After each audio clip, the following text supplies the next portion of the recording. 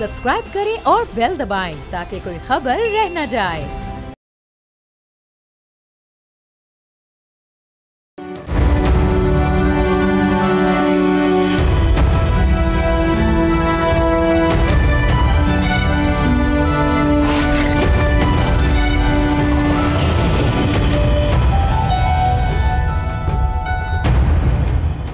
नाज़रीन, एक तरफ भारत में शिद्दत पसंद बयानात का तूफान है तो दूसरी जानिब पाकिस्तान खित्ते में अमन के ख्वाब देखता है।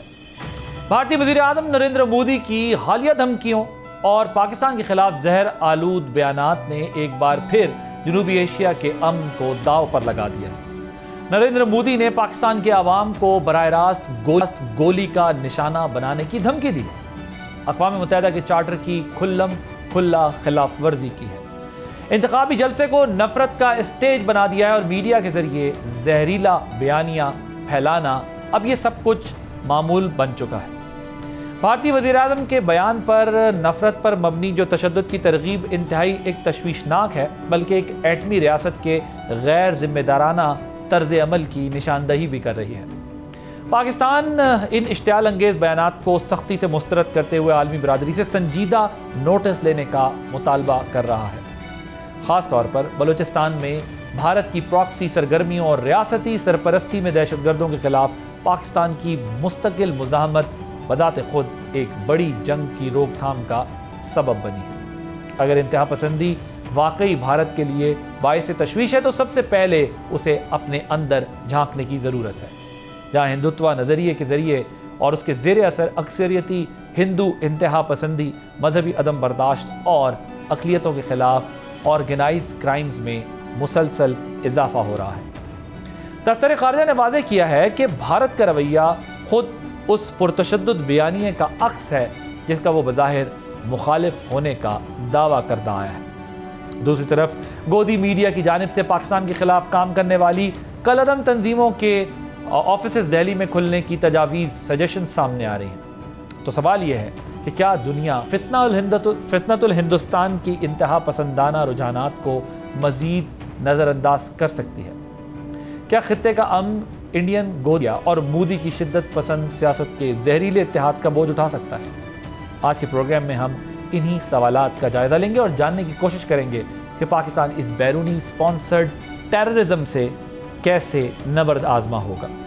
आप देख रहे हैं बोल आदिल अब्बासी के साथ। इसी में बात करने के लिए मेरे साथ इस वक्त मौजूद हैं जनरल रिटायर्ड जाहिद महमूद साहब, डिफेंस एनालिस्ट हैं, हुमा बकाई साहिबा इंटरनेशनल अफेयर्स एक्सपर्ट हैं। डॉक्टर हुमा बकाई और जनरल जाहिद महमूद से हम ये समझने की कोशिश करेंगे कि इस वक्त जो बयानात इंडिया से आ रहे हैं ये क्या सिग्नलिंग हो रही है। Thank you so much for joining us. I will start with you general साहब, मुझे ये बताइएगा कि जो इंडियन प्राइम मिनिस्टर के स्टेटमेंट्स हैं इसको आप किस कॉन्टेक्स्ट में देख रहे हैं और क्या ये पाकिस्तान पर अटैक करने की कोई धमकी है और इसका जवाब पाकिस्तान को फिर किस तरह देना चाहिए? जी बिस्मिल्लाहिर्रहमानिर्रहीम। Adil, thank you very much for the invite. देखिए, ये मैं समझता हूँ कि बुनियादी तौर पे तो इसको we should be taking it seriously जी।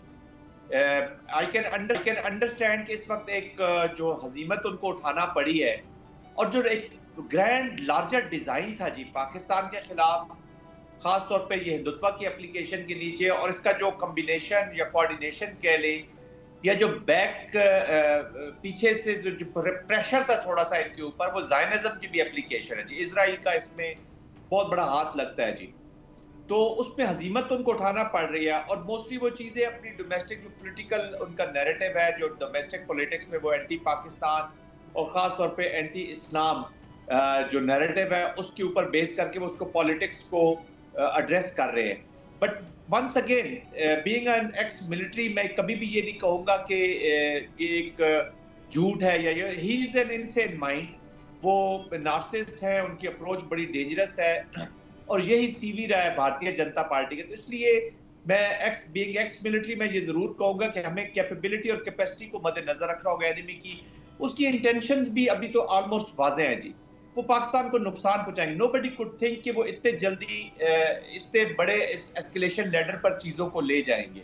जिस तरीके से ये पिछली जो हमारी एस्केलेशन हुई है या जो स्क्रम्शेस हुई हैं, जिस तरीके से चीज़ें बढ़ी हैं, तो it is unpredictable. That's why I am saying कि पाकिस्तान को इसको सीरियसली लेना होगा we have a small window to prepare again for the next अल्लाह न करे ऐसा हो, क्योंकि conflict between two nuclear countries is a serious business जी ये। लेकिन 2 अरब जो लोग यहाँ पे रहते हैं उनका तो ये दुश्मन हो चुका है। He's not anti-social, he's anti-human। और ये पूरी सोच है जी इसके पीछे। वो भारत का भी उतना ही नुकसान होगा जितना पाकिस्तान को होगा, रीजन को होगा। जिस तरीके से इंटरनेशनल कम्युनिटी ने स्क्रैम्बल किया है, ये उसी लेवल पे चली जाती है चीजें जितने जल्दी ये एस्केलेशन लेडर पे ऊपर गई हैं।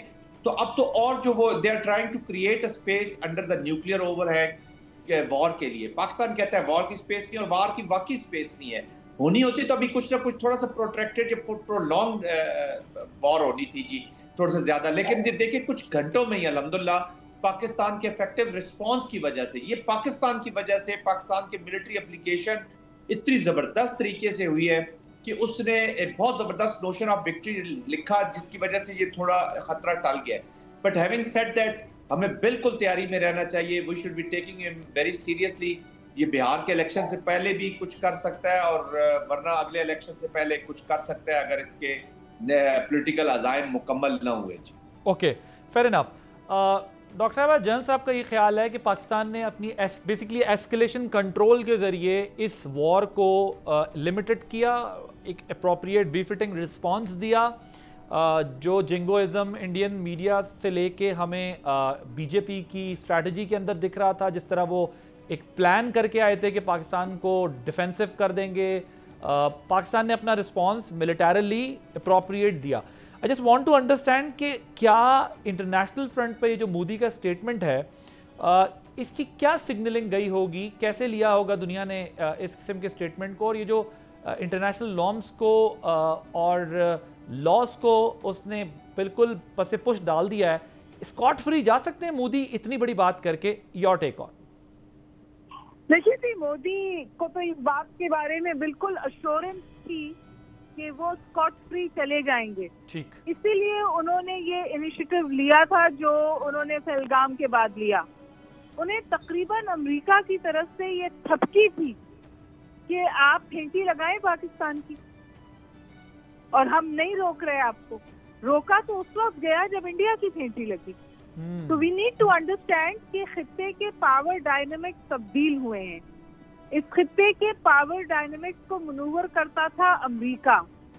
अब नई सिचुएशन ये है कि शायद इस खित्ते के साउथ एशिया के पावर डायनामिक्स को डिटरमिन कर रहा है चाइना, और ये बात इंडिया के लिए इंतहाई तकलीफदेह है, क्योंकि वो तो अमेरिका और वेस्ट की पुष्टपनाही पे अपने आप को ओशंस में और इस खित्ते में नेट सिक्योरिटी प्रोवाइडर का स्टेटस दे रहा था।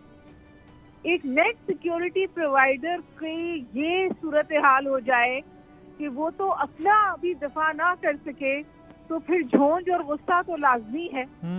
और ये जो इन्होंने स्टेटमेंट दिया, I personally think it was a very politically immature statement, not even matching the stature of a prime minister. और इस पे ग्लोबल क्रिटिसिज्म तो बाद में होगा, उनके अपने मुल्क से, उनके अंदर से इतना इसके ऊपर क्रिटिसिज्म है, बिकॉज वो समझते हैं कि उन्होंने लिटरली भारत को एक शोर मचाने वाली रियासत में तब्दील कर दिया है, जो कर कुछ नहीं सकती लेकिन भड़कियां बहुत मारती है।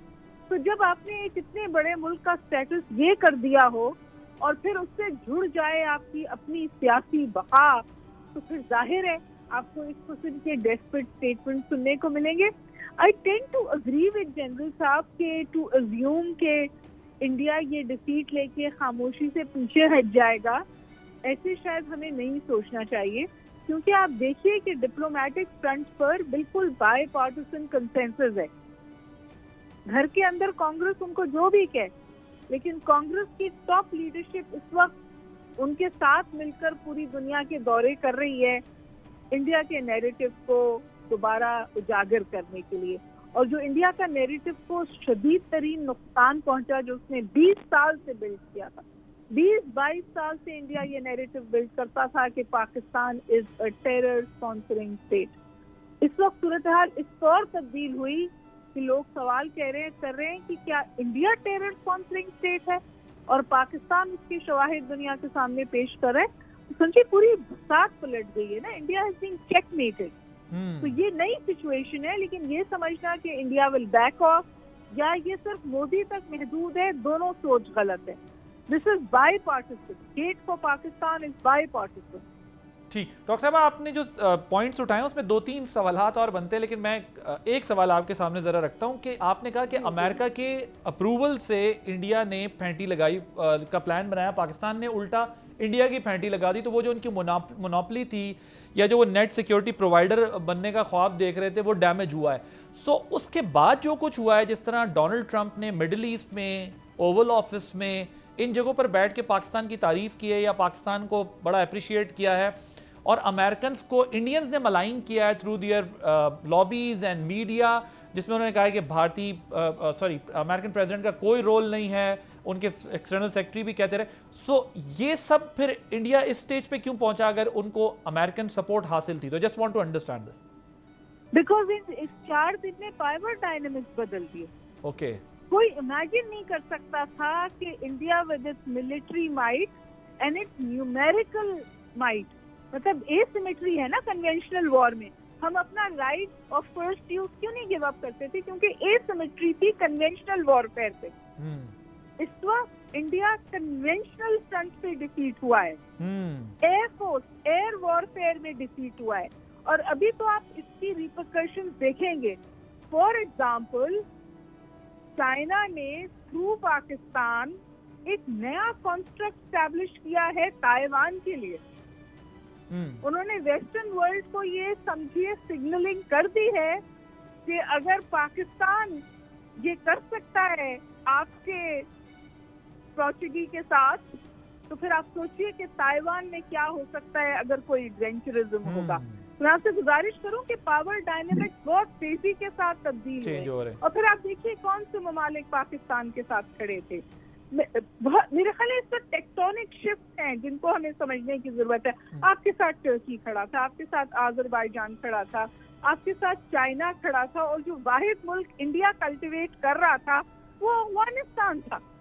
और अफगानिस्तान को भी इस सूरत हाल के नॉर्मलाइज होते ही बीजिंग में उन्होंने अफगानिस्तान को बुलाया है, पाकिस्तान और अफगानिस्तान के ताल्लुकात बेहतर करने की कोशिश की है। सिपेक को एक और डायमेंशन दी है। सिपेक बायलैटरल कॉरिडोर था, अब सिपेक को वो तकरीबन यूरो एशियन डायमेंशन दे रहे हैं। अगर अफगानिस्तान इसमें मिल जाता है तो मैं समझती हूँ कि चाइना ने इससे ज्यादा खुलकर पहले नहीं खेला है। उसने मिलिट्री फ्रंट पे खेला है, डिप्लोमेटिक फ्रंट पे खेला है, और बहुत strong messaging. So that war become blessing disguise for Pakistan, और हम क्योंकि रिस्ट्रेन कर रहे थे, लेकिन उसके बावजूद जब ये वॉर इम्पोज की गई, फिर अब इसके मल्टीपल फ्रंट्स हैं जो आप डिप्लोमेटिक फ्रंट पे भी देख रही हैं, और मिलिटरीली भी आप कह रही हैं कि वो सब डायनामिक्स अब चेंज हो गई हैं, पावर डायनामिक्स चेंज हो गई हैं, नेशनल और रीजनल भी। जनरल साहब मुझे ये बताइएगा, ये जो इंडियन मीडिया है, एक मतलब हैरान कौन बात है, वैसे हैरानी भी होती है कभी कभार, ये डिस्कशन करते हुए भी हैरानी होती है, यानी मीडिया प्रॉपरली एडवाइस कर रहा है कि जो बैन आउटफिट्स हैं उनके ऑफिसेज इंडिया में खोले जाएं, और वैसे तो पाकिस्तान में टेररिज्म करने वालों का इलाज पहले भी इंडिया में होता रहा है, लेकिन अब मैं तो स्टुपिडिटी कहूँगा, इस स्टुपिडिटी पर how do you perceive it, what is your take on? देखिए आदिल, दो चीजें हैं जी। एक तो ये कि ये जो ऑफिसेस वहाँ पे खोलेंगे, यानी ऑफिसेस तो आपने भी इशारा कर दिया कि ऑलरेडी खुले हुए हैं जी, चाहे वो अफगानिस्तान की सरजमीन पे खुले हुए हैं। India is a main sponsor of the proxy जी। It is the proxy's responsibility कि वो अपने क्लाइंट्स, जिसमें ये हमारे जो फित्ता अल खवारिज और फित्ता अल हिंदुस्तान के लोग हैं पाकिस्तान के अंदर, और कुछ एलिमेंट्स जो हैं वो तालिबान के जो इंटरम सेटअप है अफगानिस्तान का, they are already their clients. तो जिस स्पॉन्सर की रिस्पॉन्सिबिलिटी होती है कि उनके लॉजिस्टिक्स, उनकी प्लानिंग, उनके चीज़ों का ख्याल रखना होता है, तो ऑफिस वहाँ पे खोलेंगे। फिर आपने कहा कि जी इंडियन मीडिया, देखिए मैं उसको मीडिया नहीं कहूँगा, बेसिकली स्पोक्स पर्सन यही आरएसएस के कह लें और भारतीय जनता पार्टी के कह लें, कॉर्पोरेट सेक्टर की फंडिंग से अब एस्टैब्लिश होने वाली एक माउथपीस बन चुकी है वो इंस्टीट्यूशंस, उनकी जर्नलिज्म। मीडिया नाम है आदिल, मीडिया नाम है रिस्पांसिबिलिटी का, pursuing the national objectives of the state, correction लगाने का, अकाउंटेबिलिटी का। तो वहां पे तो ये काम हो नहीं रहा। India has become a deep state जी। उसके अंदाजा आप लगा ले कि तहूर साहब जो है, शशि तहूर, वो लीड कर रहे हैं डेलीगेशन। आज मैं सुन रहा था अवैसी साहब को, तो मुझे हैरान हो रहा था उनकी बातचीत सुन के जी।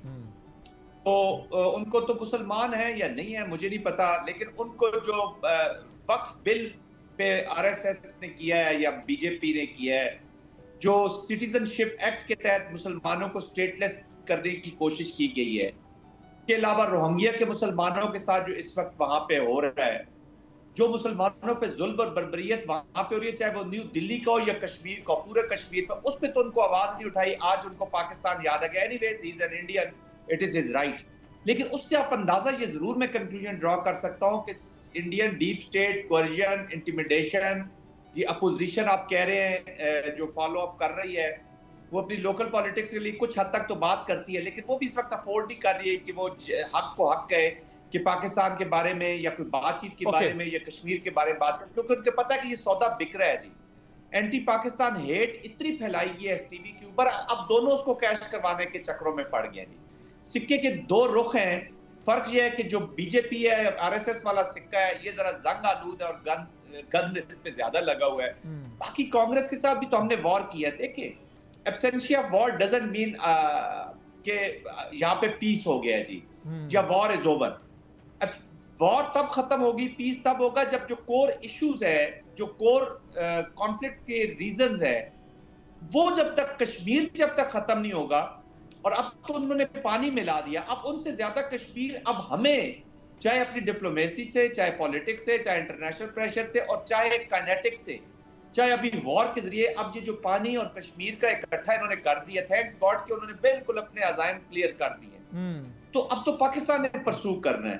फिर डॉक्टर साहब जिस तरह फरमा रही हैं कि चाइना के जो इस रीजन की जो गेम है, द रोल चाइना का अपना इंटरेस्ट भी इसी में है कि उसने आप ये रोल प्ले कर रहा है। नाउ और नेवर वाली बात हो जाएगी। कल इंडिया जब इधर से फारिग होता है, फर्ज कर उसके अज़ाइम, ये नापाक अज़ाइम मुकम्मल हो ही जाते हैं, खुदा न खास्ता, वैसे तो कभी भी नहीं होंगे। Pakistan is not a banana Republic या कोई हुतीस टुटसीज के ग्रुप्स नहीं है यहाँ पे। यहाँ पाकिस्तान की आर्म फोर्सेज है, नेशन है, रिजॉल्व, पोटेंशियल, डिफेंस, डिफाइंस हमारी उन्होंने देख लिया, हमने डेमोन्स्ट्रेट कर दी है ये चीजें। और पूरी दुनिया इसलिए हमारी परफॉर्मेंस पे आई है, हमारी मोहब्बत पे नहीं आई, वो परफॉर्मेंस पे आई है कि यार ये परफॉर्मिंग कंट्री है। हम तो समझे थे ये खत्म हो गया, जितना इसमें प्रेशर डलता है, जितना इसमें मुसीबतें आती है, ये उतना परफॉर्म करता है। China wants to nip this evil in the bud. जब इलाके के चौधरी को पता चल गया कि मेरा जो छोटा दोस्त है, जो भाई है, वही इसके लिए काफी है, तो व्हाई वुड दे एंगेज? वो इधर ही स्ट्रेंथन करेंगे। और उनकी जो स्टेटमेंट है कि वो पाकिस्तान की सॉवरेनिटी और पाकिस्तान की ज्योग्राफियाई सरहदों की बारे में कंसर्न है, और अगर उन पे कोई आंच आएगी तो चाइना अपना रोल प्ले करेगा, चाइना पाकिस्तान के साथ खड़ा होगा, तो वो बिल्कुल खड़ा होगा। फिर उन्होंने 27 जगहों के जो नाम रखे हैं अरुणाचल प्रदेश के और ज़ेंगजान के जो एरिया है उसमें जो नाम रखे, तो क्या इंडिकेट करता है? That includes 2 reverse. और उसको जो पानी का वो जो मनूवर करना चाहता है, वेपन के तौर पे यूज कर रहा है, चाइना ने बिल्कुल अपनी जेस्चरिंग, पोस्चरिंग और अपनी पोजीशंस क्लियर कर दी हैं। पाकिस्तान ने अपने अज़ाइम क्लियर कर दिए हैं। तो इंडिया जो रोल यहाँ पे टेसिट अप्रूवल्स के साथ, डॉक्टर साहब बिल्कुल सही फरमा रही हैं कि टेसिट अप्रूवल्स इनको दी, तो अनफॉर्चुनेटली ये उनका घोड़ा, लकड़ी का घोड़ा साबित हुआ है। But still lot to be done, lot to be done. बहुत काम अभी होने वाला है डिप्लोमेटिक एंड पॉलिटिकल डोमेन में। अभी तो समझ लें वो फिल्म शुरू हुई है, और वो कहते हैं ना कि संदूर जो है अभी ये सिर्फ उसका ट्रेलर है जी, फिर पिक्चर तो बाकी है। तो उनको भी पता चाहिए कि 2-3 फिल्में दुनिया में और भी चल रही है। एक फिल्म है जो पाकिस्तान ने बनाई हुई है, वो भी बॉक्स ऑफिस में जाएगी, और एक दुनिया की फिल्म भी चल रही है जो ट्रेड की तरफ जा रही है, वॉर से दूर जा रही है। 2-3 फिल्में और है, फिर पता चलेगा कि बॉक्स ऑफिस पे क्या चीज हिट होती है। I think we have had enough of stupidity coming from India. हमें अपने चीजों को ठीक करना होगा और एक स्ट्रॉन्ग रिस्पॉन्स तैयार करना होगा। Fair enough, fair enough. Doctor साहिबा का मैं देख रहा हूँ, since that issue started she is been consistently saying कि ये असल इशू वाटर कॉन्फ्लिक्ट है, और इनकी पोजीशन रही, इस पर डॉक्टर साहिबा शायद लिखती भी रही हैं। सो डॉक्टर साहिबा, ये भी जनरल साहब भी उसी तरफ हवाला दे रहे हैं उसी बात का कि वाटर कॉन्फ्लिक्ट मेन रीज़न है जिसकी वजह से उनकी अब नीयत, इंटेंट क्लियर हो गई कि वो पाकिस्तान के साथ क्या करना चाहते हैं। दूसरा, आप इसके साथ ही मुझे जवाब दीजिएगा कि ये जो प्राइम मिनिस्टर ने हमारे अब विजिट शुरू किए हैं, आज़रबाईजान, ताजिकिस्तान, ईरान, टर्की जाना, ये कितनी इम्पॉर्टेंट डेवलपमेंट है, और ये विजिट्स क्यों इम्पॉर्टेंट थे इन योर ओपिनियन? पानी के बारे में मुझे कोई इबाम नहीं है कि इंडिया एक ये कॉन्फ्लिक्ट की फॉग क्रिएट करके, वॉर फॉग क्रिएट करके बिल्कुल एक अनप्रेसिडेंटेड चीज उन्होंने की थी, और उन्होंने कहा कि जी the Indus Water Treaty is in abeyance, जो बाय द वे उन्होंने अभी तक उसका पूरा स्टेटस रिस्टोर नहीं किया है। ये in itself act of war है। अगर पाकिस्तान जवाब देने पर आए तो ये जो इंडस वाटर ट्रीटी को अबायंस में होल्ड किया है, unilateral action Indus Water treaty के हवाले से लेना एक्ट ऑफ वॉर है। हैविंग सेड दिस, मेरा ख्याल है कि इंडिया अब मजीद एडवेंचरिज्म से रुकेगा, लेकिन इसके साथ साथ मैं आपसे ये भी गुजारिश कर दूं कि वो तवासुर के साथ लद्दाख में बहुत सारे इसमें हाइड्रो पावर प्रोजेक्ट बनाए, कोई 10-12, तो उसमें हमारा पानी थोड़ा बहुत कटता है। तो मेरा ख्याल है जो वॉर है उसका जो असल फ्रंट है वो वाटर फ्रंट है।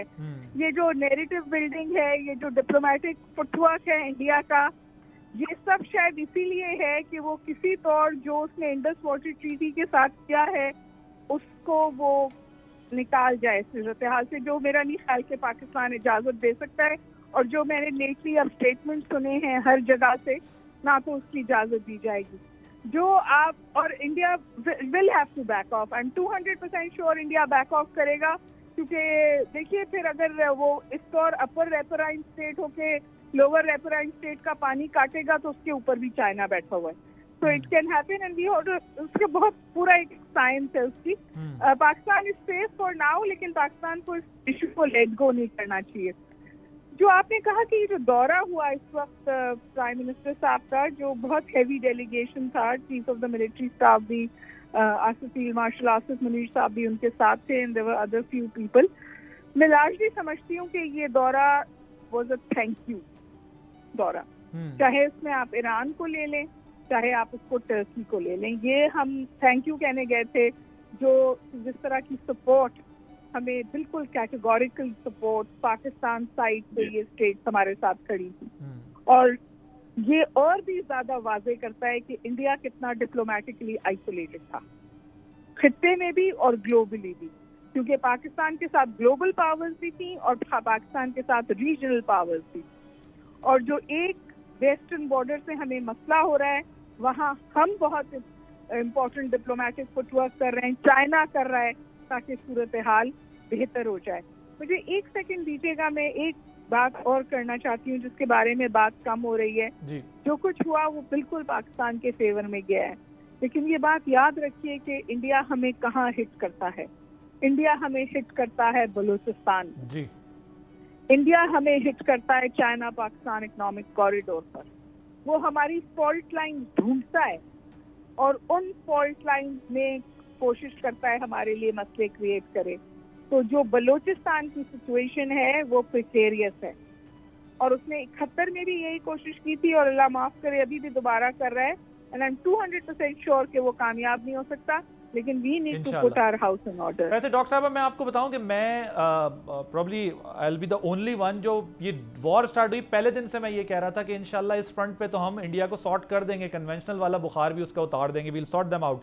बट मैं ये बात बार बार कर रहा था कि हमें इस पर एक बलूचिस्तान पर नजर रखनी है। और मैं आपको इससे भी एडिशनल एक बात कहना चाहूँगा, आई एम श्योर आपकी नॉलेज में भी ये बात होगी कि मुझे लगता है कि आज़ाद कश्मीर के अंदर वो असल टारगेट उनका अब आज़ाद कश्मीर को भी डिस्टर्ब करना है, आगे बढ़ना है, वो जो अपने लोगों का एक माइंड मेकअप करते रहे कि हम फर्दर अब जो है वो एक्सपेंड करेंगे। सो मुझे लगता है ये दोनों फ्रंट जो है वो इंडिया गर्म रखेगा। आप बिल्कुल सही कह रहे हैं आदिल। अगर आप मुझे एक मिनट दें, आपको याद है कोई 1-1.5 साल पहले इन्होंने एक कहानी शुरू की थी गिलगित बल्तिस्तान के हवाले से जी।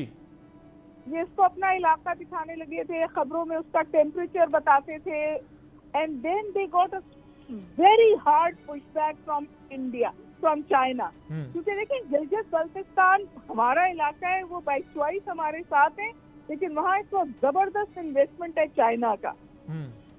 If they hit Gilgit Baltistan they hit China. तो ये अपने वो स्टांस पे एक दफा इन्होंने इसको शुरू किया था, फिर ये बैक ऑफ किए। तो ये वो फ्रंट हैं, ऑल्टरनेटिव फ्रंट हैं जो इंडिया ढूंढता है तवातुर के साथ by strategy but I totally agree with you कि बलूचिस्तान का, मैं बार बार थ्रू आउट इस क्राइसिस में भी मैं बात करता रहा कि ये कमजोर दुश्मन अब हमें बलूचिस्तान में हमारी फॉल्ट लाइन के ऊपर जाकर हमें डिस्टर्ब करने की कोशिश करेगा। और मैं भी कोयटा से होकर आया हूँ, I can not even explain you both कि जो उन बच्चियों की हालत मैंने देखी है, कोई भी दिल रखने वाला इंसान शायद 2 दिन सो नहीं सकता। जिस तकलीफ से वो फैमिलीज, वो विक्टिम्स गुजर रहे हैं या गुजरे, उसके बावजूद वो पाकिस्तान के लिए जिस तरह कमिटेड थे, जो उनका रिजॉल्व था, जो पाकिस्तान के लिए उनकी सेक्रीफाइस थी, अनमैच, उसका कोई मैच ही नहीं है। Right, thank you so much general retired Zahid Mahmood साहब, defence analyst, doctor Huma Bakai साहबा इंटरनेशनल अफेयर्स एक्सपर्ट मौजूद थी, बहुत ही इन-डेप्थ एनालिसिस कर रहे थे सिचुएशन का और बहुत ही डिटेल से एक्सप्लेन कर रहे थे कि इंडिया का ग्रेट गेम है क्या अगेंस्ट पाकिस्तान, और पाकिस्तान की अल्हम्दुलिल्लाह उस पर स्ट्रेटजी इस वक्त तक अप टू द मार्क है। डिप्लोमेटिक फ्रंट हो, चाहे मिलिटरीली हो, एयर स्पेस हो, किसी भी वॉरफेयर में हमने इंडिया को जो है वो नॉकआउट किया है। Will take a short break है, ब्रेक के बाद जब वापस आएंगे तो सिचुएशन को कुछ कंक्लूड करेंगे, कुछ बलूचिस्तान की सूरत हाल पे भी बात करेंगे और एनालाइज करेंगे आफ्टर दिस शॉर्ट ब्रेक।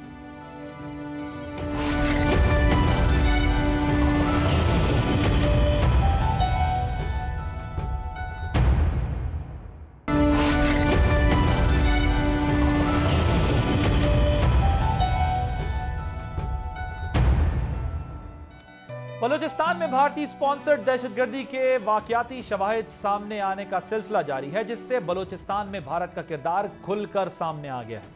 अगर भारतीय वजीर आजम, नेशनल सिक्योरिटी एडवाइजर, गोदी मीडिया और साबिक भारतीय फौजियों के बयानात को ही ले लें तो मैथड इन द मैडनेस वाजे हो रहा है।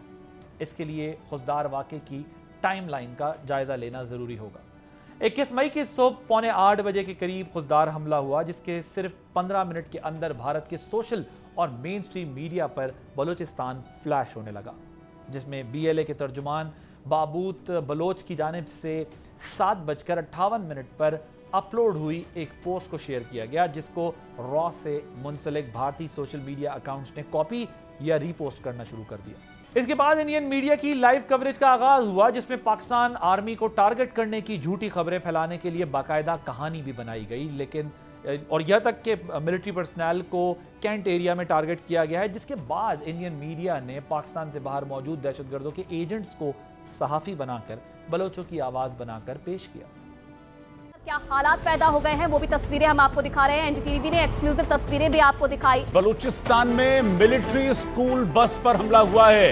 हमले में 5 लोगों की मौत हुई है। An explosion has been reported targeting a Pakistan Army bus near Khuzda Zero Point in Balochistan. Baloch achieve यही करना चाहते हैं कि वो ज्यादा से ज्यादा नुकसान पहुंचा सके। I am asking India in her own interest. We are your sons and daughters. Help us. I really love them. You are our brothers, sisters, real in the interest of the people of India. फिर मामा कदीर और मेहरान मरी और कुछ दीगर नाम Nehad activist बच्चों के कत्ल को जस्टिफाई करने से इस बैंड वैगन पर सवार हो गए। बलोचों ने ये बहुत अच्छे से शुरू किया हुआ है, BLA, BLF और दूसरे तंजीमों ने, और खासकर BLF. The taboos being there, the coffins being sent by the Pakistani military and and Quetta railway area being cordoned off. Probably Beijing told them sacrifice the soldiers. लेकिन अब तक दिखाए जाने वाले वाकयात हमले के बाद थे, लेकिन यह सिलसिला खुशदार हमले से पहले का चल रहा था। देखिए, 23 अप्रैल को एक साबिक भारतीय मेजर पाकिस्तानी ऑफिसर्स के सर की कीमत कैसे लगा रहा है। कराची में 5 कोर के दरवाजे से बाहर आते हैं पाकिस्तानी आर्मी ऑफिसर कैंटोनमेंट में। आप उनको टारगेट क्यों नहीं कर रहे? आप कराची की सड़कों में उसके दुश्मन को क्यों नहीं टारगेट करते जो हमारा दुश्मन है? ठोकिए और पैसा लगाइए। कप्तान के 10 लाख रुपए, मेजर के 20 लाख रुपए, लेफ्टिनेंट कर्नल के 30 लाख रुपए, कर्नल के 50 लाख रुपए, और अगर आपने 2 स्टार जनरल को निपटाया या ब्रिगेडियर को निपटाया 1 करोड़ रुपए। फिर यही साबिक भारतीय मेजर और यूट्यूबर 16 मई को बलोच दहशतगर्दों के ऑफिस दिल्ली में खुलवाने की तजवीज दे रहा है, जिसको एक साबिक भारतीय जर्नल सेकंड करता है। मेरी रिक्वेस्ट है हाथ जोड़ के मोदी जी से, सर आप चाणक्यपुरी में, ये दूर दराज नहीं, जो गवर्नमेंट ऑफिस है बलूचिस्तान का, इट शुड बी राइट इन चाणक्यपुरी में, जहां पे सारे एम्बेसीज हैं। If they need Indian passport they should be given Indian passport. Bharat सरकार को कम से कम भारत के अंदर इमीडिएटली, और फिर उनसे बोलिए कि ठीक है, आपकी आजादी की तहरीक अब दिल्ली से चलेगी। अगर हम पाकिस्तान के अंदर उनकी जो इंसरेक्शनिस्ट मूवमेंट्स हैं उनके अंदर थोड़ा बढ़ावा देते हैं, तेल फेंकते हैं, हमें वो करना चाहिए। लेकिन ये पागलपन आज की बात नहीं, और ना ही ये कहानी पहलगाम से शुरू हुई है। भारत के national security adviser Ajit Doval 2016 में बलूचिस्तान के हवाले से खुली धमकी दे चुके हैं। Pakistan's vulnerability is many times higher than of India. Once they know that India has shifted its gear from the defensive mode to defensive offense, they will find that it is unaffordable for them. You can do one Mumbai, you may lose Balochistan. और फिर देखते ही देखते नरेंद्र मोदी और दीगर भारतीय सियासतदानों की जुबान पर भी बलोचिस्तान का नाम आ गया। You have to neutralize terrorists through terrorists only. Why can't we do it? We should do it. Why my soldier has to do it all the time? Balochistan के लोगों ने, वहाँ के नागरिकों ने जिस प्रकार से मुझे बहुत धन्यवाद दिया है, उसका आदर करते हैं, वो मेरे 125 करोड़ देशवासियों का है। उन्होंने बलूची को दबा के गुलाम बना के रखे, तो उनको मुक्त करना है। और फिर इन सब नापाक भारतीय मंसूबों का जीता जागता सबूत कुलभूषण यादव है। पाकिस्तान के सिक्योरिटी इदारों के हाथों बलूचिस्तान में रंगे हाथों पकड़ा गया, जिसके एतराफी बयानात पाकिस्तान में दहशतगर्दी फैलाने के लिए भारत के खिलाफ सबसे बड़े सबूत हैं। The aims and the targets of RAW to conduct the various terrorist activities within Balochistan are conveyed properly to the insurgents, and any kinds of requirements of them are conveyed back to the RAW officials. Pakistan दुश्मनी में भारत की ये वो हिंदुत्व सोच है जिसकी निशानदेही अब भारत के अंदर से होने लगी है। मारूफ भारतीय मुसन्निफ और ब्लॉगर आवेश शुक्ला ने वजीर आज़म नरेंद्र मोदी की जहनियत, सोच और उसके ज़ेरे असर भारतीय इलाकों को डफर जोन करार दे दिया है। भारतीय सहाफ़ी करण थापर को हालिया इंटरव्यू में आवेश शुक्ला ने कहा कि डफर जोन दरअसल एक जहनियत का नाम है, जहाँ तालीम कम और आबादी ज़्यादा है। भारतीय मुसन्निफ के मुताबिक ये डफर जोन शुमाली भारत में राजस्थान और गुजरात से शुरू होकर और शुमाल मशरकी भारत में आसाम तक फैला हुआ है, जो हिंदू हॉटलैंड के तौर पर जाना जाता है, जहां बीजेपी और भारत की नेशनल मीडिया के भी अक्सरियत पाई जाती है। It has an excess of religiosity, specifically and particularly the Hindutva brand of religiosity, which we have been seeing in the last 10 to 12 years. It equates all questioners, anybody who questions the government or any of its policies, it equates them with anti-nationalism or being enemies of the state. And then finally, the buffer zone is characterized by complete gullibility, blind belief, the willingness to accept and believe anything that is told to them. In other words, if I could put it in just one sentence, the buffer zone, as I see it, is a complete manifestation and validation of Bonhoeffer called the theory of stupidity. इस duffer zone में हिंदुत्व का मजहबी रंग शामिल है, जो अदम बर्दाश्त पर मबनी है। ये दूसरे मजहब और दूसरी जुबान को बर्दाश्त नहीं करते और तमाम मुसलमानों को दहशतगर्दों से जोड़ते हैं, जिनमें भारतीय फौजी कर्नल सोफिया कुरैशी और यूनिवर्सिटी प्रोफेसर अली खान महमूदाबाद की मिसाल नुमाया है। ये डफर जोन गोदी मीडिया और इंतहा पसंद रहनुमाओं की बताई गई हर बात पर अंधा एतकाद करता है, जिसको पाकिस्तान के खिलाफ पोलराइज करके बीजेपी सियासी फायदा उठाती है, जिसकी बड़ी मिसाल 2019 के जनरल इलेक्शन से पहले बालाकोट हमला था, जबकि बिहार इलेक्शन से पहले पाकिस्तान पर हालिया जारियत की गई। इसी बात का एतराफ़ भारत के माहिर इंसदाद दहशतगर्दी अजय साहनी ने भी किया है। उनका कहना था कि मोदी सरकार सियासी फ़ायदे के लिए झूठा प्रोपेगेंडा कर रही है, जबकि मोदी सरकार के बालाकोट और पुलवामा से मुताल्लिक दावे भी झूठे साबित हुए। So we're saying that the political handling of Operation Sindoor was incompetent and irresponsible. Absolutely.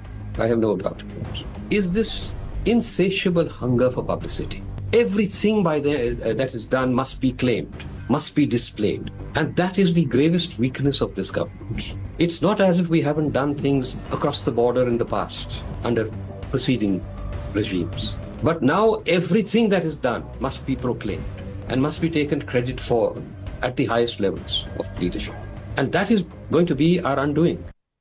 यह है भारत की हकीकत, जिसका वज़ीर आज़म नरेंद्र मोदी हर हादसे को सियासी फायदे के लिए इस्तेमाल करते हुए लाशों की सियासत करता है, जबकि भारत पहलगाम हमले के सबूत फराहम करने के बजाय इल्ज़ाम तराशी में मसरूफ़ है, जो भारत की नाकामी और पाकिस्तान के मौक़िफ़ की जीत है।